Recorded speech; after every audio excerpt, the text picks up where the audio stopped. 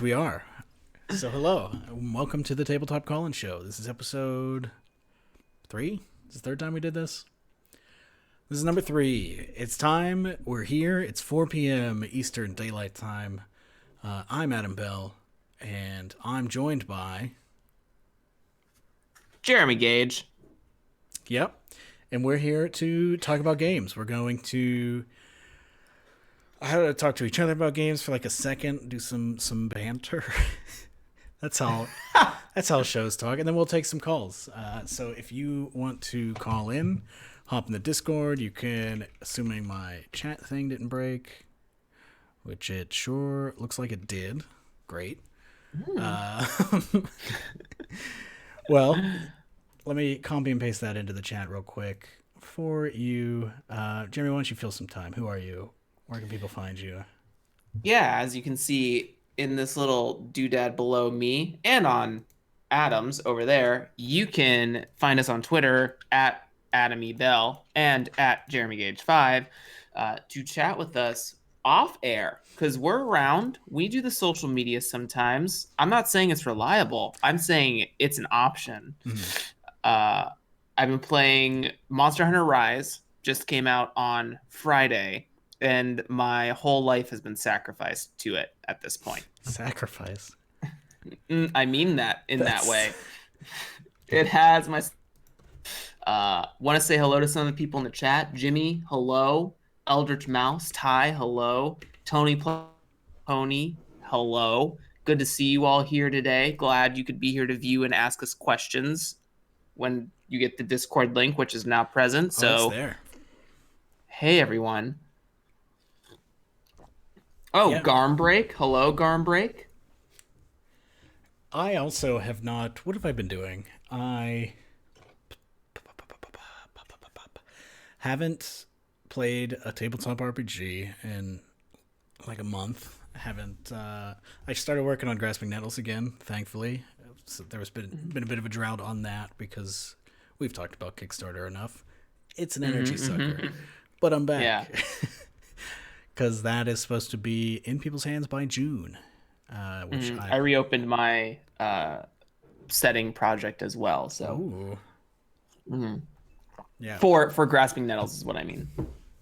Yeah, I figured. But for the viewer, they might not know that you're contributing a quick nettle. Yeah. So here we are. We are ready to go. We do have a caller in the queue that maybe we could just start with that. Okay. We're talking Discord user Greg Nard. New caller, never before seen. Let's see what's going on. Hey, thank you for calling the Tabletop Call-In Show. Who are we talking to?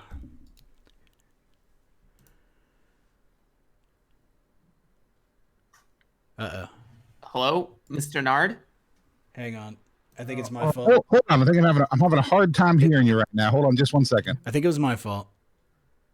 You should be live now.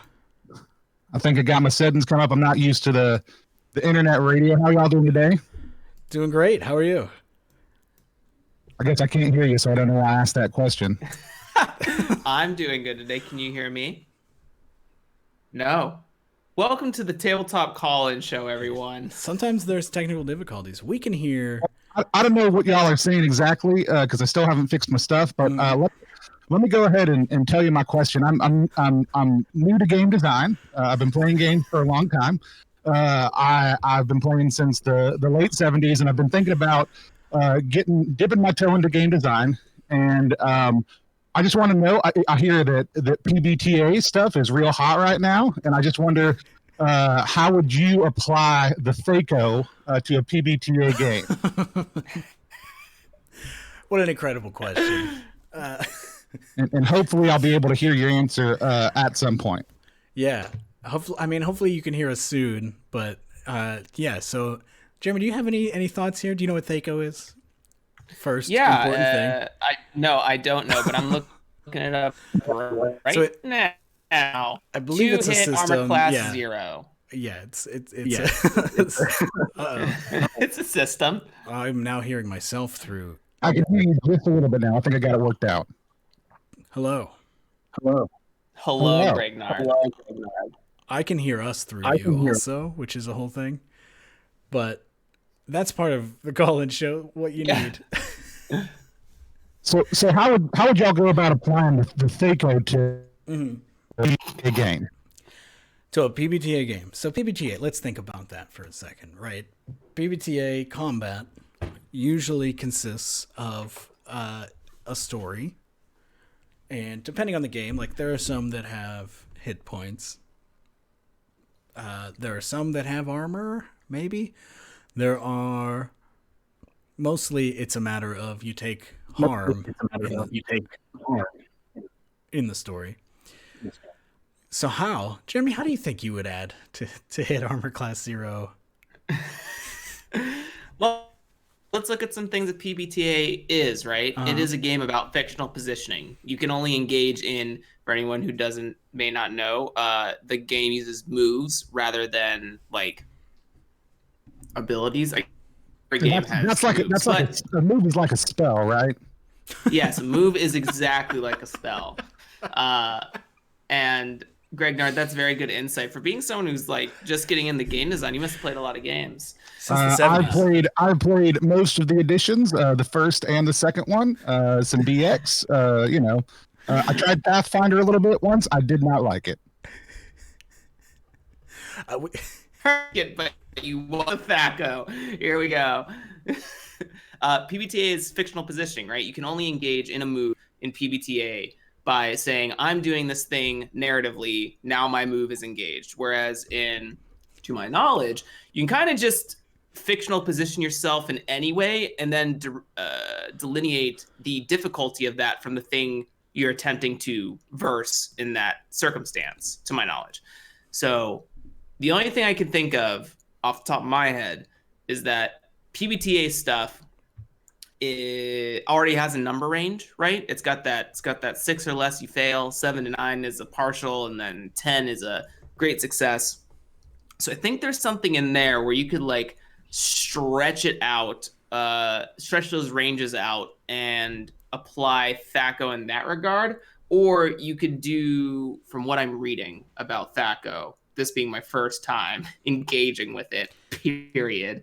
Also, fun fact, there's like a fun like radial dial that you can get for this, which is pretty nifty and has some like immersion qualities to it. If you can't just do the quick mental math, I understand how those things can be helpful. Yeah. The quantum. Holy shit, I could see the fourth dimension, dude. But yeah, I would think about extending the ranges, and maybe there's something about, because it looks like you're trying to get to 0. Yeah, to hit armor class 0. To hit. You need to get it to 0 to hit.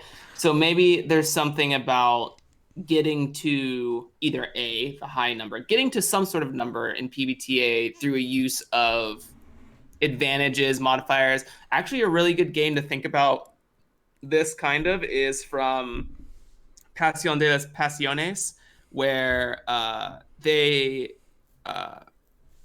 Brandon Leon Gambetta, great, I did it, used fires instead of stat. Example might be if you wanted to get a secret from somebody, it might also ask you, in addition to doing this move, have you made yourself vulnerable? If you did, add +1 to your move. And then are you withholding something from the person you're targeting with this move? Take 1 away from this move, right? So I think there's something in there where like you can use prompts or keys to instigate getting to 0, right? That like combination piece there.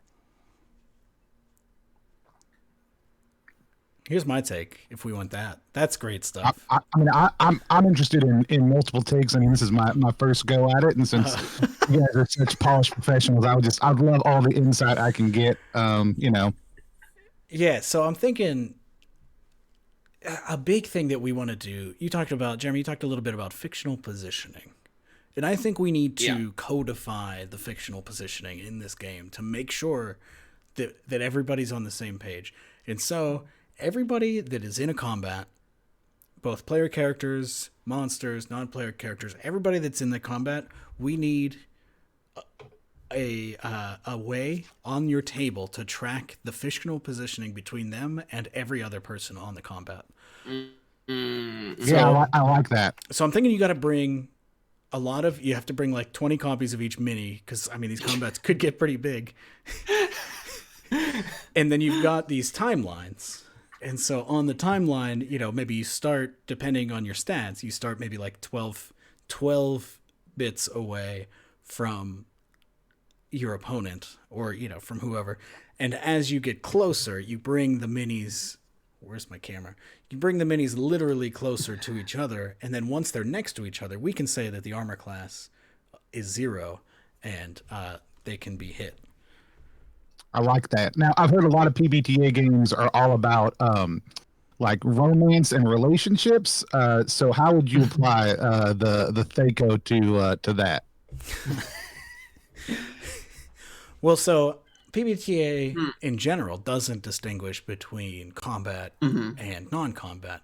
So at all times, if we're going with my system with all the miniatures, at all times you just have all these miniatures out. Every NPC in the game, you know where they are, and if you define like what the relationship is, and that's the type of timeline you get. And if it's like a romantic relationship, well, whenever you get close, you've gotten close. I like that.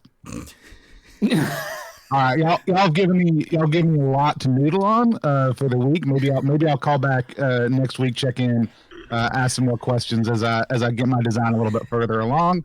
I think the first step is just figuring out whether I want to go with this kind of dial mentality, or if I want to produce a big box with a lot of minis in it for Thaco smooching. There's big money in a big box of miniatures that has very little good game content behind them. So I think that's your best bet. All right. Well, I'll check in next time. Y'all gonna be back here next Sunday? We'll be back here next Sunday. Yep. Awesome. All right. We'll talk to y'all soon. Yeah. I hope to see you specifically next time, Greg Nard. Thank you, Greg. What an incredible call. I'm gonna, Yeah, get out of here. Cool. So yeah, that was somebody we've never talked to before on the show for sure. Voice sounded a little familiar, but I'm sure that's just a coincidence. Probably has a twin, an audio twin out there somewhere, a Yeah. vocal twin. Somebody with the exact same, whatever it is about the vocal cord that produces your voice. The larynx box. Yeah, the same larynx box. I mean, joking aside, I do like the idea of trying to make a very crunchy story game. Mm-hmm. I mean, I don't know about full Thaco PBTA. That's some shit. I think there was something that was interesting about, like, there's something that jogged in my brain about, you know, that game you play about like 6 degrees of separation, like that. Yeah.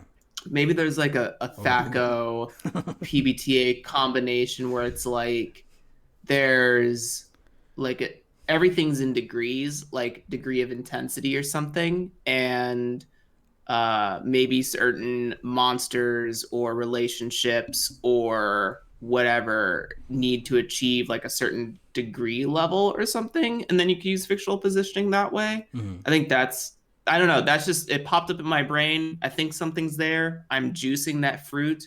I haven't tasted the juice yet. Well, it might be quite sweet, and maybe a little tangy, and maybe a little bit of Kevin Bacon shit. Hashtag taste the juice. Start it, everyone who's watching. Hashtag taste the juice. You heard it from Jeremy first. Taste the juice. That's when you have an idea and you try it out. We don't call it play testing. We don't call it play storming. We're tasting that juice. We're tasting the sweet juice. This is horrible. I love it. I'm juicing, dude. I'm juicing the fruit right now. Oh, shoot. If there's another caller in the queue, why don't we take that? It looks like we got Ty coming in soon. if you're gonna get your stream muted. Hello, and thanks for calling the Tabletop Call-In Show. Who are we talking to? Whoop.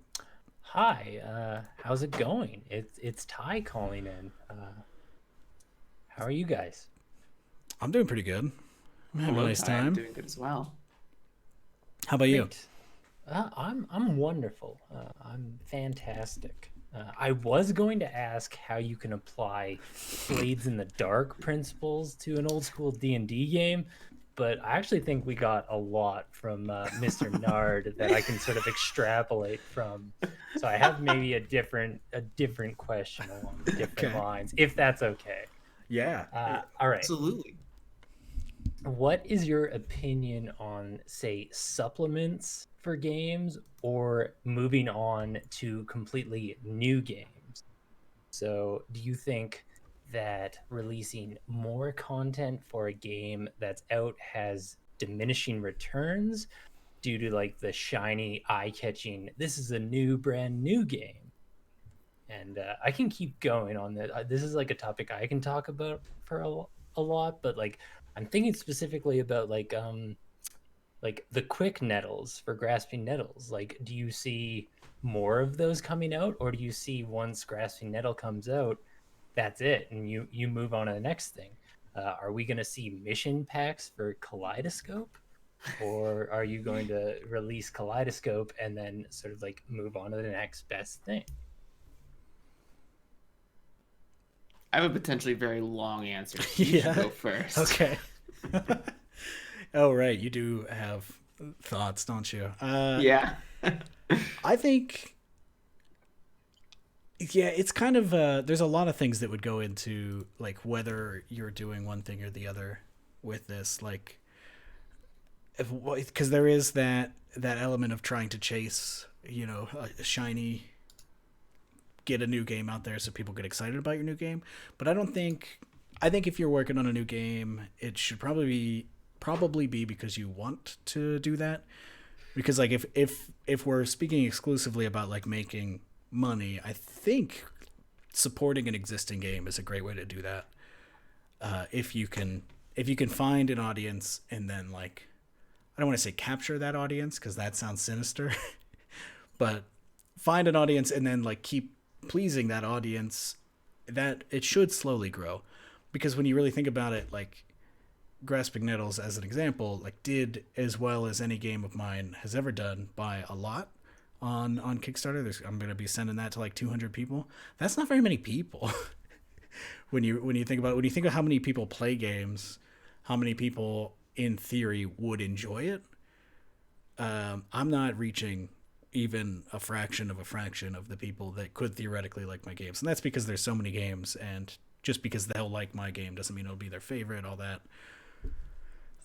So I think if your heart is in it and you want to keep working on stuff for one game, whether it's your own game or somebody else's game that is cool with third-party content, I think there's a lot of value to that.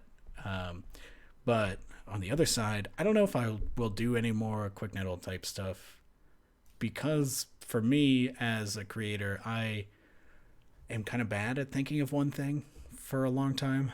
Like I want, my brain is very rewarded by something being finished, and so I want to get it to that point, but then after that I a little bit forget about it, which feels like a problem. Seeing as, yeah, I don't know. That's probably I think that's my answer. I don't know. Okay. Nice. Yeah, that was pretty thorough. I liked it. Ty, I want to ask a clarifying question. Is this question more in a like design creation mentality space, or is this more like a business directed question? I don't think I thought the question through that far. This is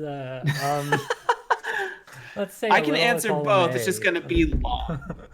Well, let's just go maybe from a standpoint of the designer standpoint of, you know, should you always just be moving on to your next project, or should you, you know, spend some time with what you've created and support it?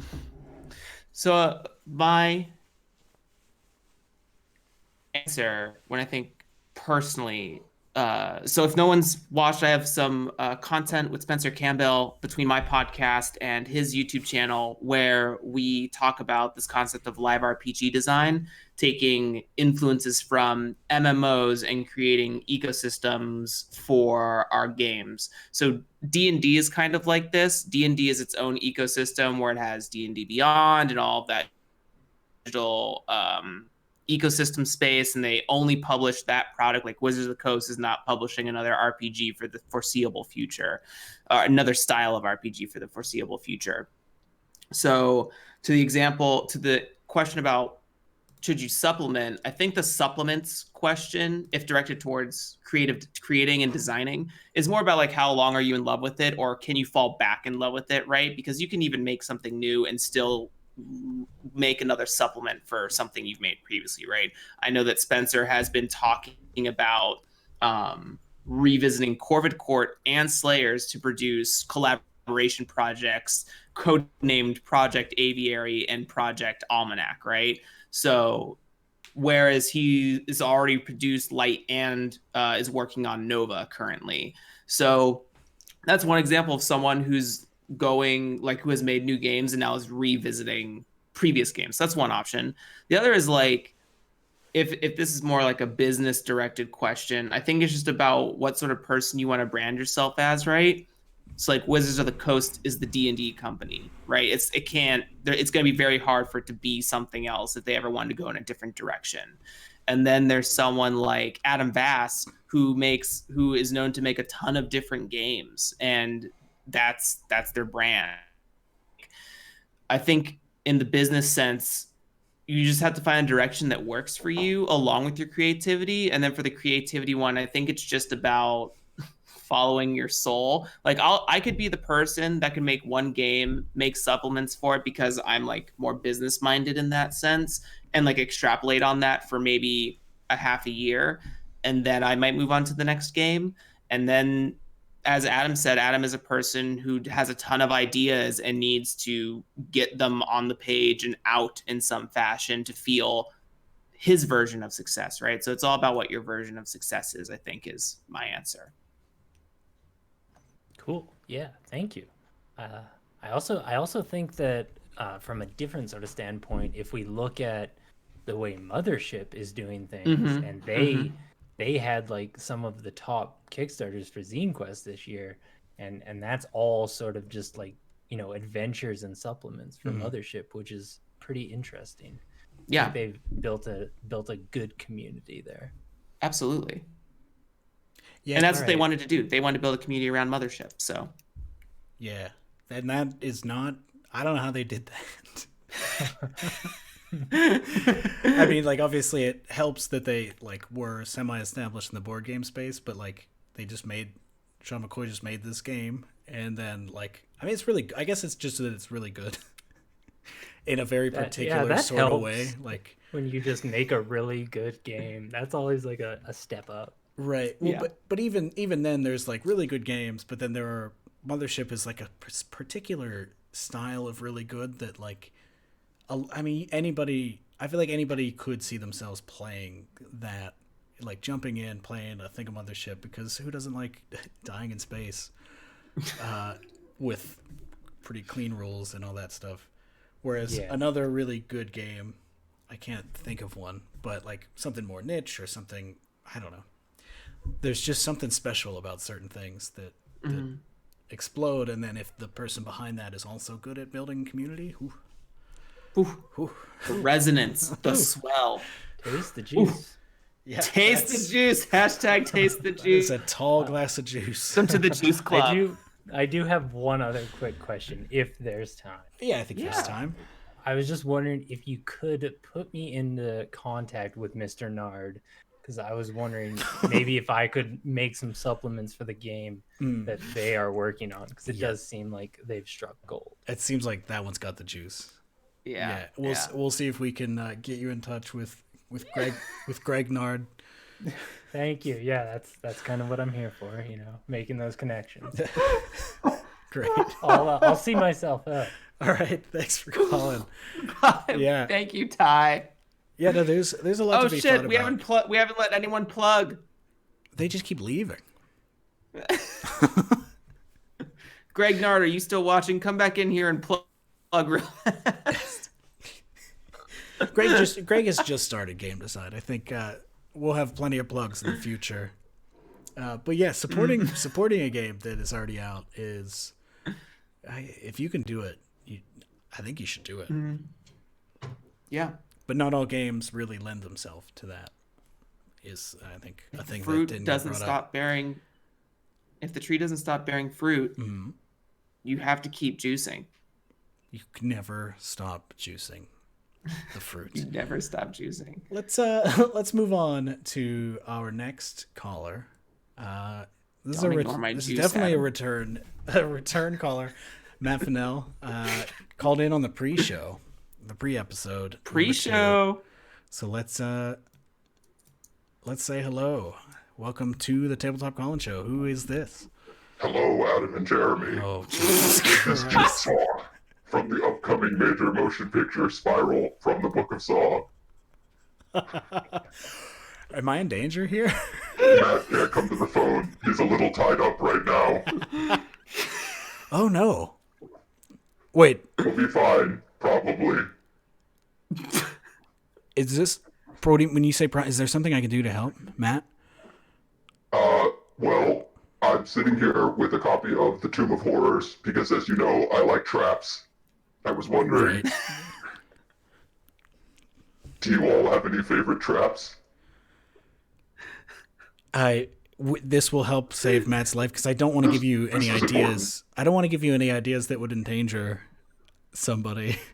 All that Gary has in here is lots of snakes and cursed statues and spikes, which, you know, maybe a little played out. Mm-hmm. But yeah, as you know, I'm something of a prolific GM. You might call it. Right. It's true. It's literally true. I know that you all play games that are maybe a little bit different from the ones that I like to play. Yeah, But, a little bit. How do you think you'd incorporate traps, or maybe being an antagonistic GM, into the sorts of games that you like, in a way that would be fun for everyone? Again, I'm worried about answering this to you, but I'll give it my best faith effort on the grounds that if you like my answer, you have to release Matt. That seems fair. Okay. Traps. When was the I'm last time? so sideways right now. Jeremy, this is important. Matt's life is on the line Friend is here. in danger. Yeah. TikTok.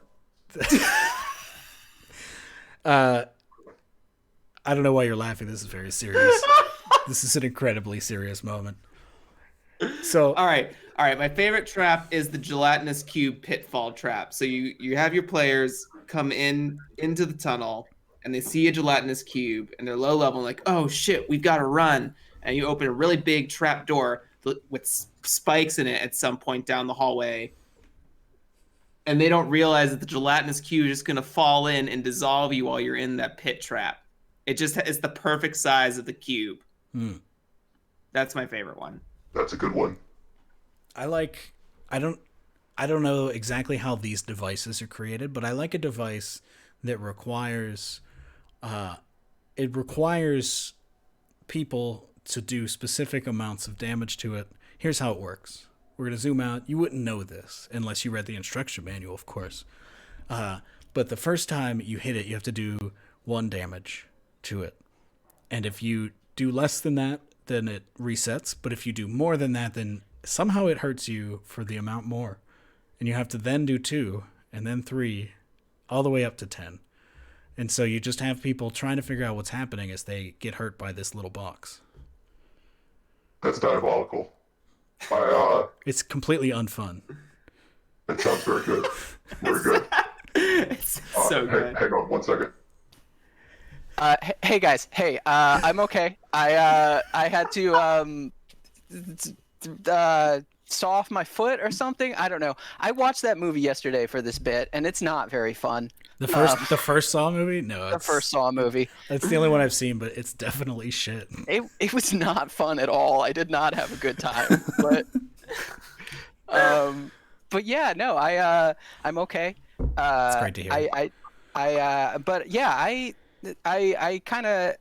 think I agree with Jigsaw. I think traps are fun, but I can never figure out a way to make them fun when I'm playing games or running games. They just always seem to be frustrating. Yeah. Which maybe is the point. I think that usually whenever I did run dungeon type games, if I wanted to do traps, the key to make them fun is to make them like just really obvious and obnoxious. I would like to do just like, here, you just entered this hallway and you could see that there's like every step you take there's a trap. Good luck. Because then it's like, okay, this is a fucking mess. I like to put a bear trap right in the middle of that hallway, just like a regular bear trap. You can just walk around it, but it sets the mood. Yeah. I think that sounds good. I think there's a difference between like, there's two things. One, I think there's a difference between like a trap and a puzzle, right? Like a trap is not always a puzzle. Puzzle is almost always a trap, but they're not always the same thing.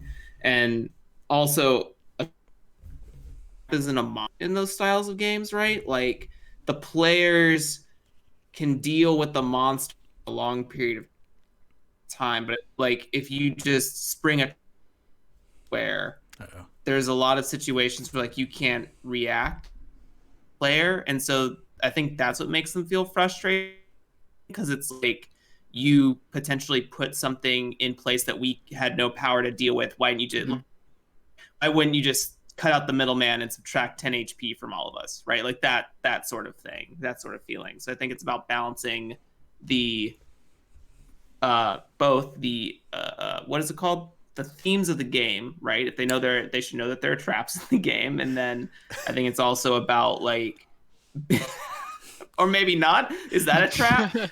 Maybe. Knowledge is maybe the biggest trap of all, we could say. Consciousness. Yeah, we're really trapped in this fucking nightmare. But I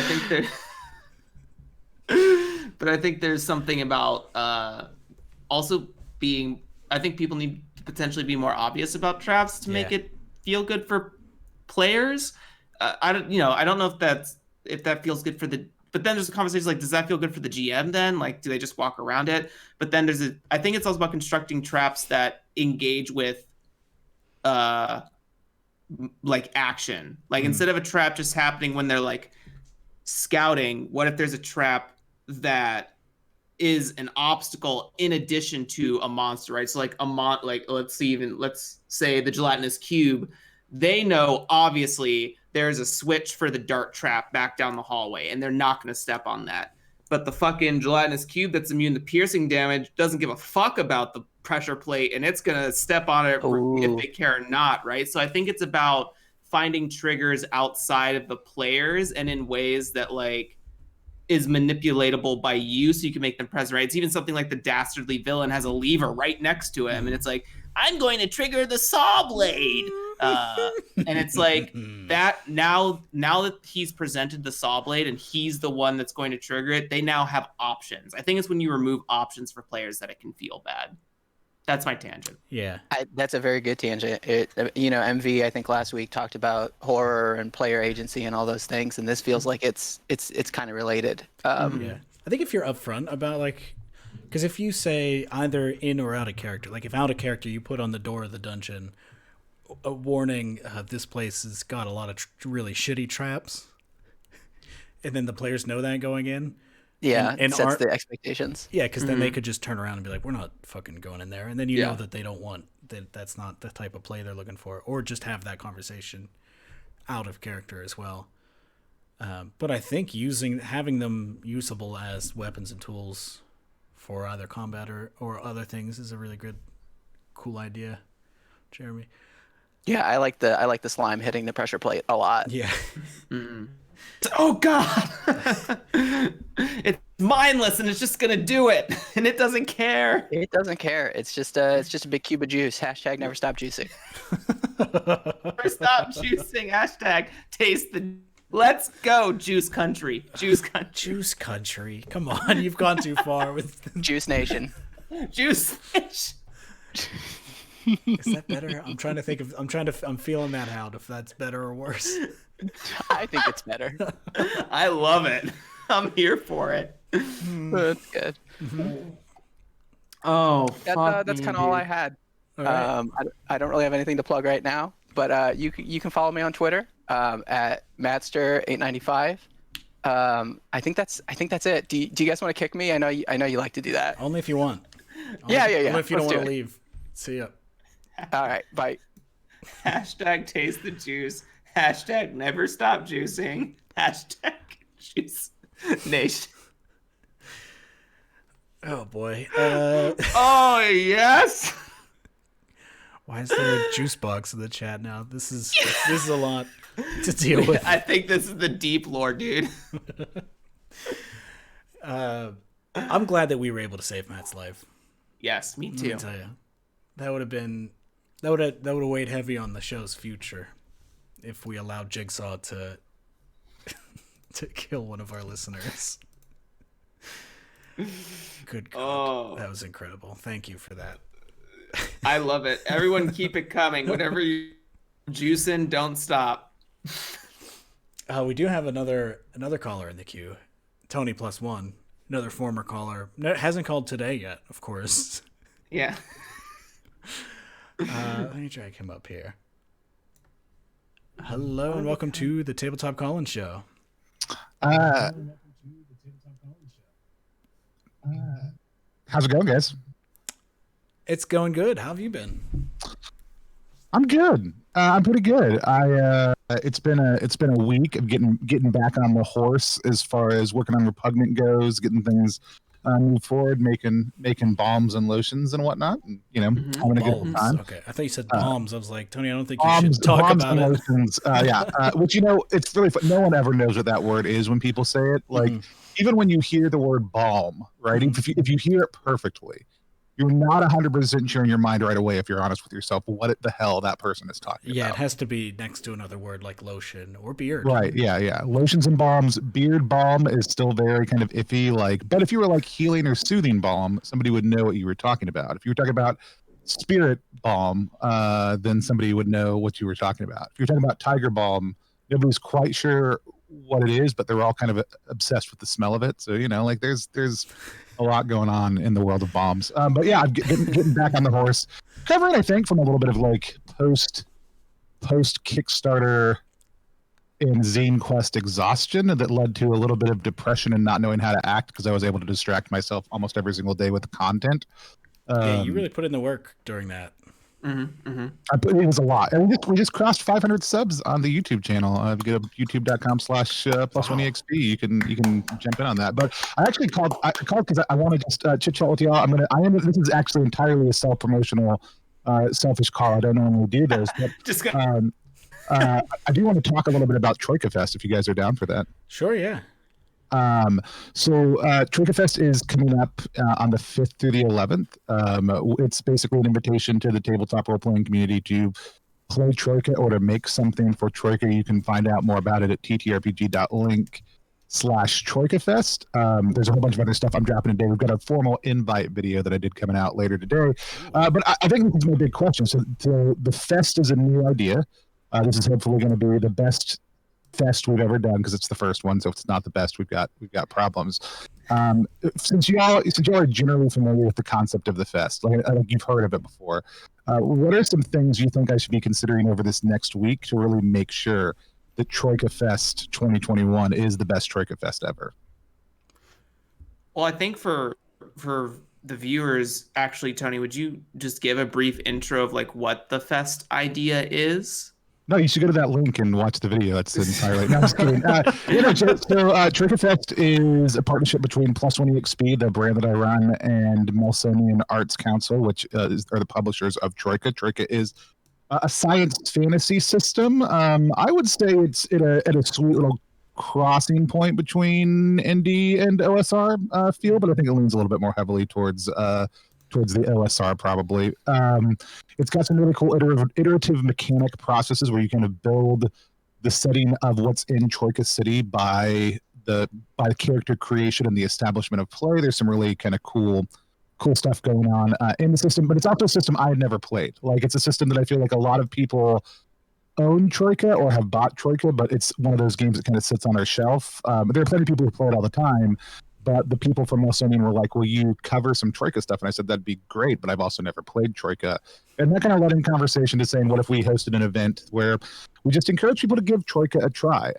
Basically saying, how do we get a game off of our shelf and into players' hands, and also invite creators to do something with it. So there's a design jam that goes along with it. It's going to be open starting on the 1st and going for the next month. They're doing a product release, a Kickstarter for Academies of the Arcane, which is going to influence a lot of what we're doing during Troika Fest. We're going to be doing some live streams. I'm doing some interviews with different Troika creators during the course of the week, but really there's not like a registration process. It's not an online con. It's just saying, hey, during this week or around it, play Troika if you haven't before, or if you like Troika, play it again this week, and then just share your experience of play online using the hashtag Troika Fest. So it's kind of a decentralized community event, which I love the idea of. Like, I want us to do one at least quarterly with publishers of different sizes. Melsonian was the first one that would be good to partner with, because we were already in conversation, but because they actually are a company that has an advertising budget and has the ability to put things out on a consistent basis and has staff members, as opposed to somebody who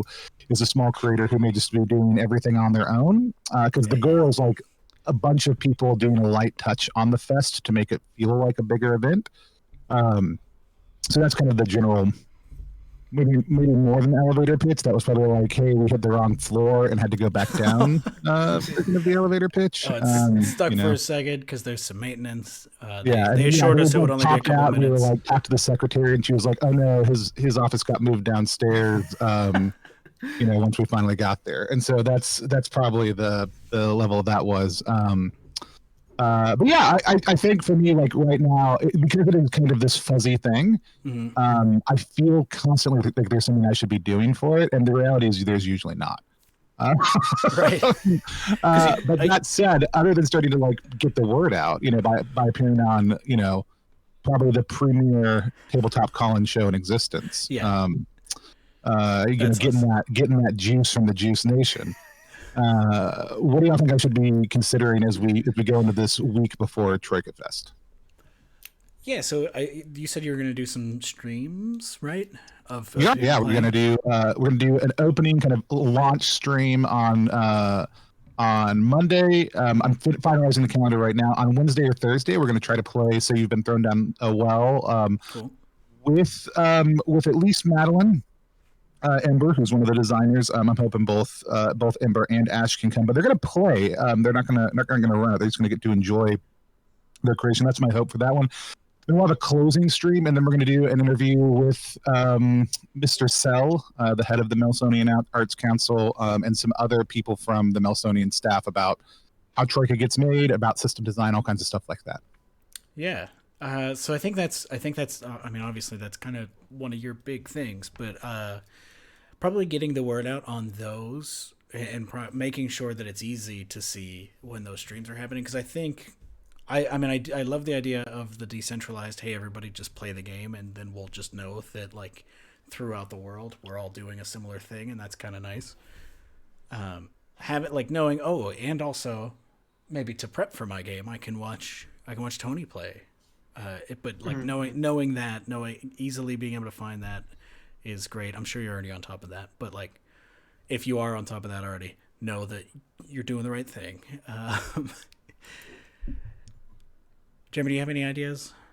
Yeah, I think to double down on sort of the decentralized thing, I think the big word here is community, right? So even though it's decentralized, I think a really good asset, maybe not now because it might be too close to the event, but maybe for the next one is something where, I don't know if it's through you since you're the company that's hosting it or anything of that effect, but maybe some sort of like forum space where people can share stories instead of like searching for hashtags. Because like I'm a person who doesn't really search for hashtags on Twitter and stuff like that. So that may not be useful to me in that regard. And I also think, to Adam's point, if the marketing is like 2 weeks or something prior, maybe it'd be nice to have like some how-to or actual play videos that you can direct people to, be like, hey, here's a real quick how-to, watch us play for 2 hours, 3 hours, or whatever. That way someone doesn't have to like the book if they're looking up to join the festival. Right now this concept is for people that already have trials, but there's no reason this isn't a great marketing opportunity to spike for the publisher and for you as well, right? So like, I think there's definitely something on the table to show to curb the learning curve for people, depending on the book. I don't know I don't have Troika. I've never read it, but I'm thinking about like if it was Blades in the Dark and you announced like 2 weeks or something before, right? Like Blades in the Dark is a pretty involved system. So like it might do like forcing a GM to feel like they have to rush and build out a game in 2 weeks. Like that might be hard for some people. So I think a how-to video would be a nice supplement to this entire event from the publisher in like a more modern sense. Because I know that, you know, if we're using the example of Blades in the Dark, I know John Harper has actual plays, but those are 3 years old, 4 years old now at this point. It'd just be nice to see like where no one's played that game in the last you know, however many years. Not even like once. Right. Once a game has been released on Kickstarter, once it's successfully funded, that's the end of that game getting played by anybody. Ever. That's not true. That's literally not true. So I think on that, you said there is a jam happening alongside. Yeah. I mean, the jam has its jams have the forum thing. So like, you could take so Jeremy's idea. we've got the forum for on the itch. We are gonna there's an RPG, there's a board game / tabletop game community called the Paddle. We've got an RPG tavern in that I theoretically hang out in more, but I'm actually usually just hanging out in the Brain Trust instead, because you can only be in one Discord space at a time. It's impossible to occupy more than one. Actually, it's going to be kind of where Troika Fest happens, as far as like Discord community place. Obviously, the Milsonian Arts Council has one too, but they actually wanted to kind of push out of their community and kind of get other people who, you know, who aren't engaged. So there's those two. Yeah, but I like the idea of having it a little bit more available in the run-up. And then Troika is actually available on itch. You can get it on itch for $12. Jeremy Gage. But I'm super excited about it. Like I said, I just want to check in with some other people and say, hey, what am I missing right now? Because I'm in the middle of it all. I think one last idea. And I don't know if it's too late, but if there was like an official Troika Fest adventure, which like would work really well, honestly, with Troika as the Bizarro game itself. Like Troika Fest could be happening inside Troika, and like you make characters and go to Troika Fest in Troika, and that's like the version of Troika everybody plays. Maybe by the time the 11th rolls around, I'll have a Troika Fest adventure done. I'm gonna, you know, one of the things I realized is that Beards and Beyond, if you write supplemental material for Beards and Beyond, the ability to convert them to Troika or vice versa is pretty basic. The system has a lot of overlap because they're both D6 systems. So you know, I'm going to be making some doubly compatible material for my game and for Troika. But doing a Troika Fest adventure is kind of a super fun idea. Yeah, we're trying to get this world event thing built out where it's like a Wizarding Cup type thing, but I don't think we really nailed that in all of the kind of run up to it. I think there were too many moving pieces. So my last question then, before I hop out of your hair and let the next caller come on, is give me a list. Who are your top picks for the next people we should do Fest with, or the next Fest we should do? Great question. So is the plan to do like a publisher specific, like a specific game, or? I think the game needs to be in existence. Yeah. And I don't care about the size of the publisher, other than maybe potentially not. I don't think Greg is ready for a Nard Fest. I mean, one day I hope we do Nard Fest. I should reach out. We've got this thing where we invest in new and upcoming gamers. I should reach out to Greg, and see if we can put a little bit of money into. What did he call it again? I know it was a fake. He threw out like a phrase at the end, like fake smooching or something like that. Yeah. And so. Man, what a great conversation! I love that y'all are just bringing new creators into the fold. Yeah, we're here to help the new creators like Greg Nard. So, besides Greg, any size, I think, you know, it can be an individual. It could just be like, it doesn't have to be like, it could be like John Harper. John Harper is an individual who, you know, produced Blades in the Dark, so it could be like, you know, Blade Fest or whatever. It could be. World Champ Game Co. It could be, you know, Adam Bell Game Designs. It could be whoever. I think the game just has to exist already. Right. Mhm. Yeah. And be easily hackable and creatable around. Mm-hmm. So who are you thinking? I think also I had two things. One, in addition to like the festival idea, especially since there's a jam as a part of this, I would find it very interesting to see if those jam people, like as a double incentive, maybe there's a way to also do like a Troika bundle at the end of everyone who participates in the jam to really also maybe inspire new game designers who might be like cutting their teeth on this Troika jam, right? And show them that they could make money through their game. You know what I mean? Oh, I think yeah. that could be very, very cool. So like you jam, you fest, and then you bundle at the end. And, you know, it's just a cool like top off thing where like everyone can get a lot of cool ideas on the table. And then I think a game that would be really interesting is like a game that maybe does like a system or sorry, is setting agnostic, and then maybe like the release, because you talked about that doing like a Troika adventure, like giving that to everybody and having them sort of play that like an Adventures League sort of thing. Sorry to compare, but like that's the big mainstream. That's where the idea came from, I'm pretty sure.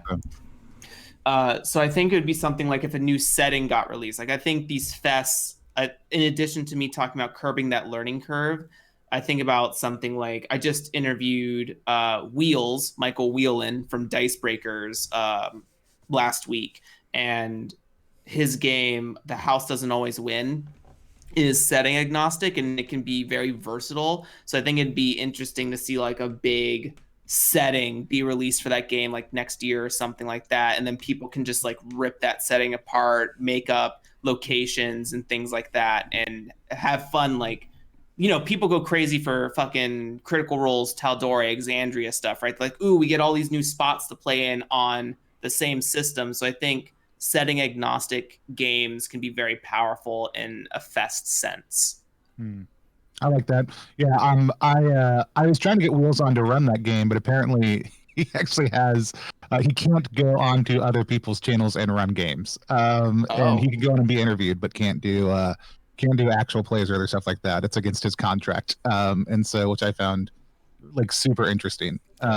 Makes sense. Yeah. I mean, and so, but he's also coming. I'm going to be talking to him. I listened to I have your interview queued up with him because I'm talking to him on Tuesday on the channel. So, but thanks all so much for the input. I appreciate it. And Greg, look out for my. I don't know how I'm going to find you. I mean, but I'm just look out because I'm coming at you with some support. I was going to tell everybody that's looking for Greg that they could find Greg in the Discord here, but looks like Greg already left, which is really strange. I feel like very mysterious. He's probably a pretty private person. Yeah. A lot of you know old school gamers. They're not very good at technology. I mean, he couldn't even hear y'all when he hopped on originally. Yeah. And so it's it's always so interesting. No, I am. By the way, you can find me at +1exp across all social media platforms. You can find we are a weird little brand that multi-classes in tabletop game design, beard and skincare alchemy, and the Bardic College of Content Creation. Our hope, our dream is that we could help designers find great players who love their games and help players find great designers whose games they can love. You can check out all that at +1exp.com or at +1. EXP. Hey, thanks for. I've been drinking some bean juice while listening to this, and I just love how juicy it is. I do love that both times I've been on here, people have commented about enjoying the way that I do my branded ad reads. So thank you, MV, for that comment, Starfish Killer, in the chat. I really need to get something like that. It's just powerful in my brain. It's good. I mean, you just got to, I'll come back next week. We can workshop it. Okay, yeah. Sure. Right, live on air. I'll teach people how to create the mental waveform of, like, in a lot of ways, it is a GMBT action, right? Like, it is a resetting and getting back to, here's my baseline. I've just started again. Let's go. You know. Yeah. And so we'll take that energy and do more with it. I'm gonna hop out now. All right. We'll talk to you. See you, Tony. Oh boy! All right, we've got 5 minutes left in this show. Do you want to?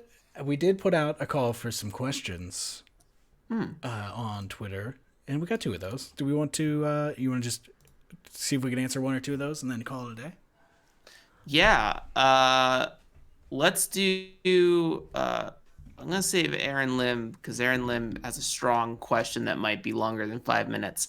But Jimmy Shelter asks, for someone wanting to dive into playing/writing solo tabletop RPGs, where would you recommend to start? My first answer that I thought of was The Quiet Year.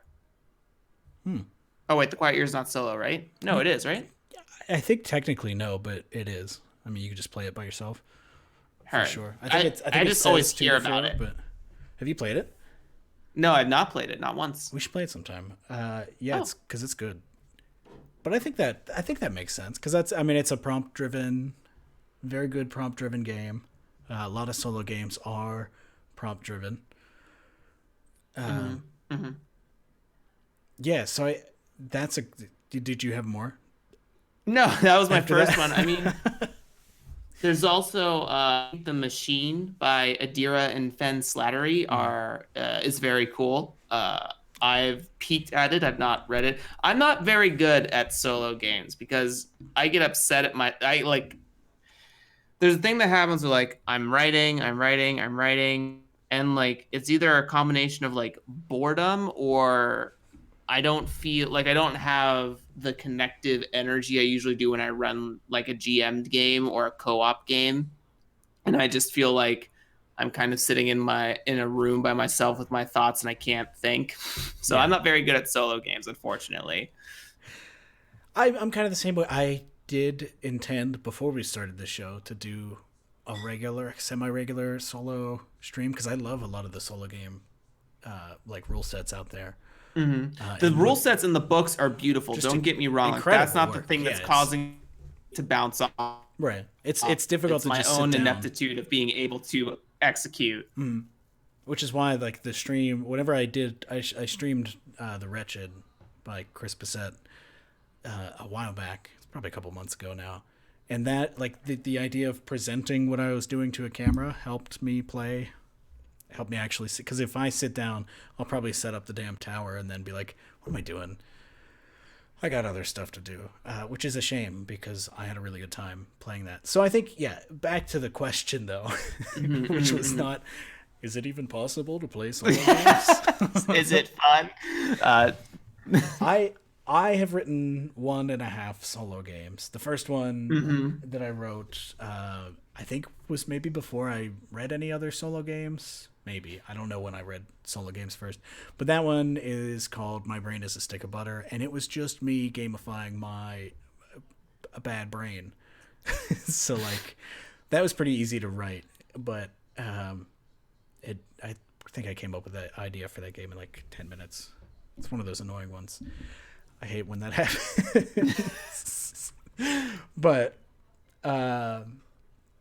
basically what I would try to teach/learn from my experience designing that game is if you can think of something that would be engaging to think about for 5 minutes to 2 hours,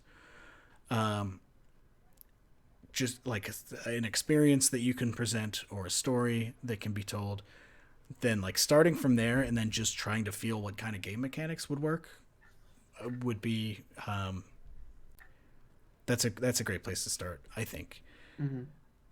But then and that's without like reading. If you for some reason don't want to read other games, which you should read other games, because that's the second half is just check out. Let's give a big list of solo games that are good. I just said The Wretched. You mentioned The Quiet Year would be pretty good. Albeit not a solo game. Right, not a solo game, but it's a great solo game. The Machine makes you feel a lot of things. It teaches a lot about atmosphere. I'm waiting for somebody to send me a notebook where they've played The Machine, because The Machine has the really cool thing where you can mail your notebook to somebody else and then they play like a sequel, essentially. That rules. Artifact, as Max is pointing out in the audience, screaming at us from the stand. Yeah. Artifact. Let me check. The chat is mostly behind my camera, so I can barely see it most of the time. I'm here to interact with all of you. That's welcome. Welcome, Juice Nation. Grandpa's Farm from the upcoming Possible Worlds thing. If you go, if you go check out Possible Worlds on Twitter, Well, yes. But if you go check out Possible Worlds on Kickstarter, you can back, and eventually you'll get Grandpa's Farm, which is a great little. I've read a pre-copy of it. Great little like journaling game that follows the same like tropes as a Stardew Valley Harvest Moon type thing. Mm-hmm. But just looking at how other people do things. All of the games based on I forget the actual game. There's the Carta SRD. It's pretty recent. There's a jam going on. I'm not the right guy for this question, I think.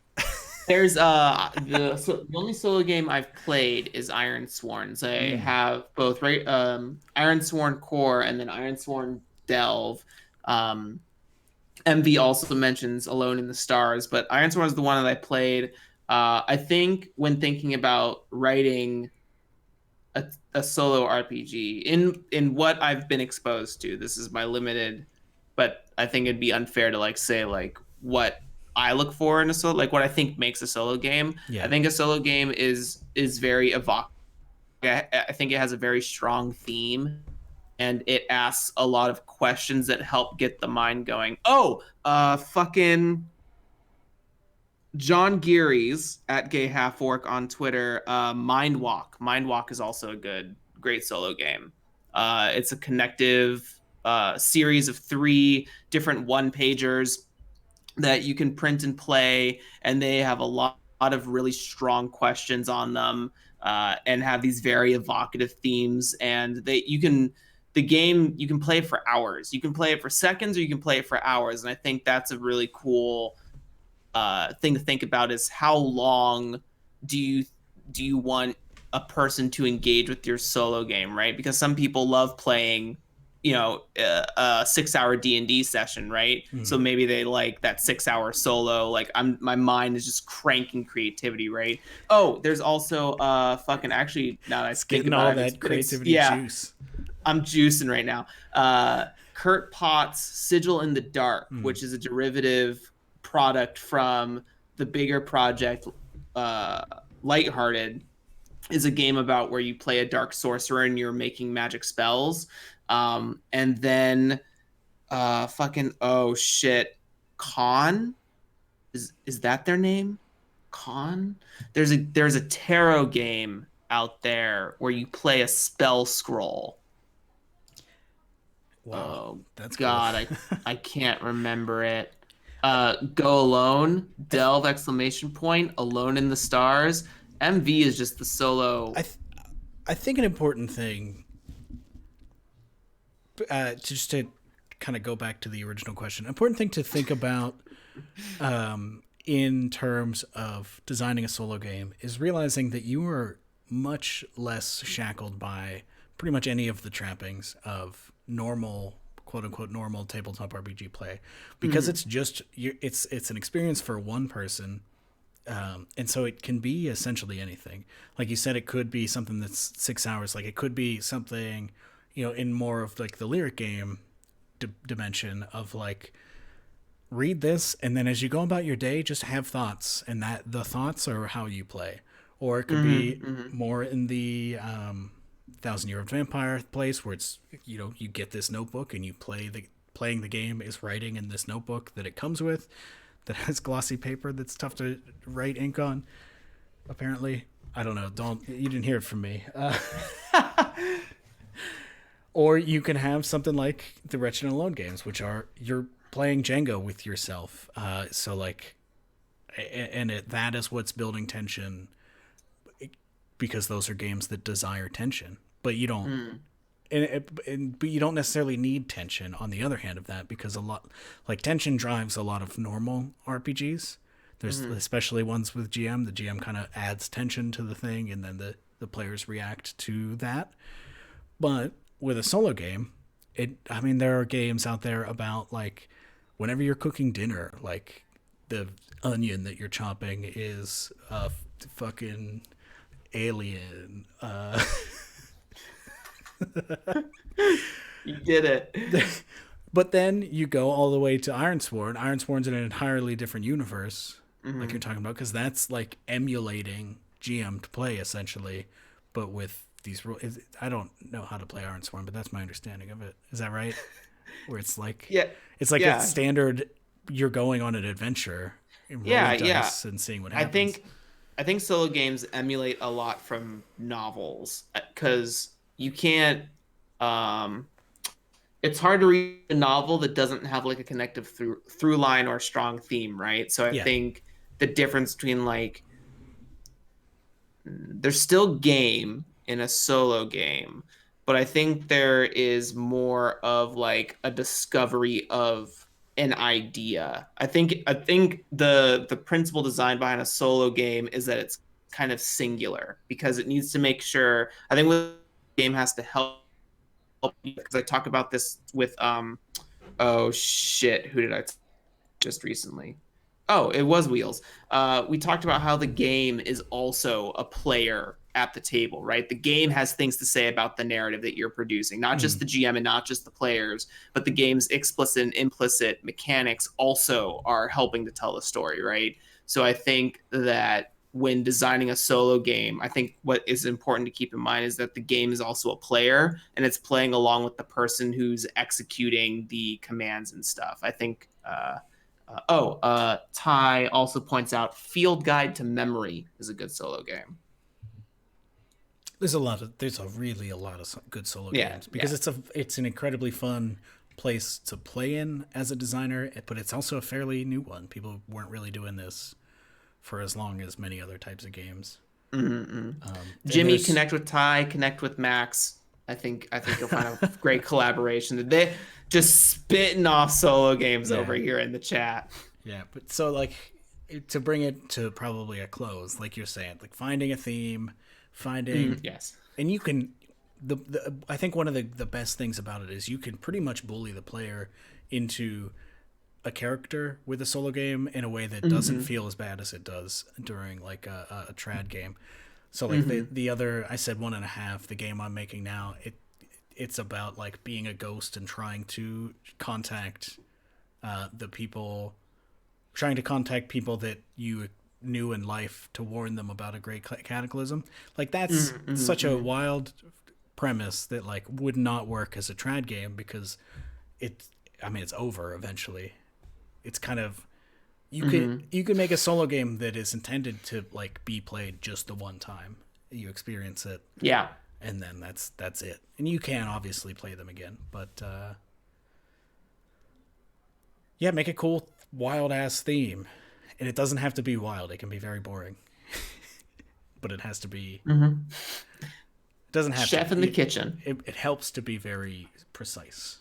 Chef in the kitchen. That could be Could be a cool solo game. I constantly think about the cooking RPG. The Food Wars. Food Wars. Anime. It's all right if you don't know anything about that. I don't. That's good. You probably shouldn't. It's not for everyone's eyes. Is it good? You can tell me off there. So we will see you next time. Okay. Show. It is bad. It is actually bad, but also good. Thank you, Hella Cheesy 22. But then just straight bad. Okay, that's the Tabletop Call-In Show. Thank you to all of our wonderful callers, but especially thank you to Greg Nard and Jigsaw. What a wild hour, dude. Yeah, this was fun. I hope this kind of energy continues. I mean, it's been fun all 3 times, but it's fun to see the audience getting very serious. No, this is all very serious. What am I talking about? These were real people. Hashtag Juice Nason. Yeah, keep juicing. I'm taking us out of here.